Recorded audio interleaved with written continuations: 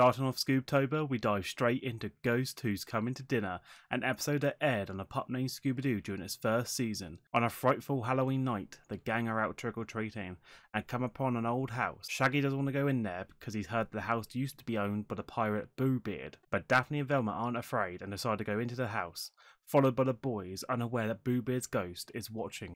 Upon ringing the doorbell, they are greeted by an old couple called the Johnsons, to which they claim that they have a real ghost, but assures them that he's friendly. Hearing this calms both Shaggy and Scooby until Boobeard emerges and orders the Johnsons to move out of the house before disappearing into the cellar, which causes handyman Jack to run out of the cellar in fear. After hearing the ghost threats, the Johnsons are heartbroken that they have to sell the house, to which the gang offer help, but are politely turned down and sent on their way. Gang resumed their trick-or-treating, but couldn't stop thinking about the Johnsons. Even Shaggy and Scooby are sad they couldn't help, but just as they agree to help anyway, the mist appears and scares them back to the clubhouse. Thinking they've lost the mist, a small ghost appears, leaving the boys scared, so he assures them that he's a friendly ghost.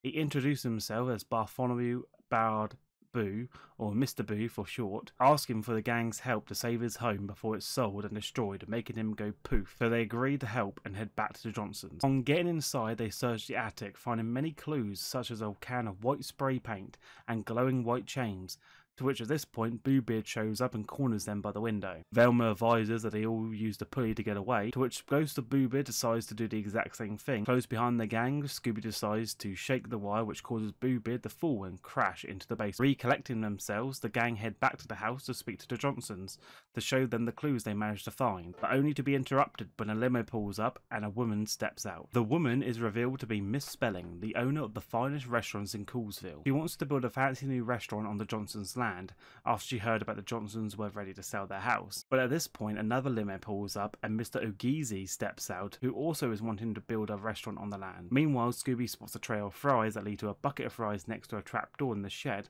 while Boobeard shows up behind them, sending the gang down the trapdoor. While down there, they find plans not for a restaurant but for an office building that can make a lot of money. However, Boobeard catches up to them and resumes the chase. After losing the ghost yet again, the Johnsons had enough and decide to sell right away. Jack wishes they could find someone who wouldn't cut down the trees to land and begins to leave, but the Johnsons offer to let Jack buy the land. As they leave, Mr. Boo and Scooby despair on how Jack could tear down Boo's home, which will mean poof. However, Velma solves the mystery and gets a plan. They inform Jack that the Johnsons changed their minds about selling the house, because they hired a ghost exterminator, revealing that ghosts hate magnets and demonstrates on Mr. Boo. Eventually, Boobeard shows up, and he isn't afraid of magnets. However, the magnets was drawn to his chains, which ends up trapping him in the wall. Velma shows them the blueprints to the office building, proving the ghost wasn't Miss Spellings or Mr. Ogeezy. The fries they found were planted by Boobeard to fool them, and the ghost was none other than Jack. Jack pretended to be nice to the Johnsons, losing patience on waiting for them to move out, so he forged a plan to scare them out by pretending to be a ghost of Boobeard. He knew the land was worth a lot of money, and he also knew the Johnsons wouldn't sell to someone who would tear down the park and trees. After Jack was taken away, Daphne was glad Mr. Boo was safe, although she still didn't believe in ghosts when Mr. Boo thanked them regardless, whether he was real or not. And that's the tale of Boobeard's ghost. In the end, it was just a man trying to get rich, only to be foiled by the mystery kids. Thanks for watching ScoobTober. I hope you enjoyed yourself. Remember to subscribe and join me tomorrow for another tale.